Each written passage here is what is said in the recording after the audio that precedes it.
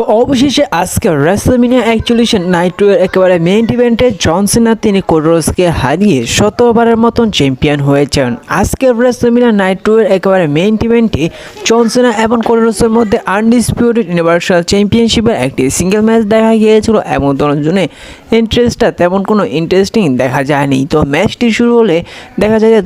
জনের মধ্যে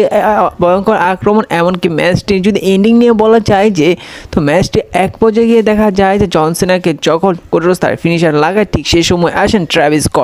স্কট এসে জন সিনাকে পিন করতে দেয় না এবং সে জায়গায় ট্রাভিস স্কটকে জাম্প করতে দেখা যায় কোডরসকে আক্রমণ করার জন্য। সে জায়গায় কোডরস তিনি ট্রাভিস স্কটকে আক্রমণ করে পরবর্তীতে যখন কোডরস তিনি জন সিনাকে পিন করতে যাবে ঠিক সেই সময় ট্রাভিস স্কট তিনি রেফারিকে রিংয়ের বাইরে নিয়ে যায়, যার কারণে সে জায়গায় পিন হয় না। বলা যায় যে ট্রাভিস স্কট তিনি অনেকটা হেল্প করছে জন সিনাকে এবং জন সিনা তিনি যখন টাইটেল নিয়ে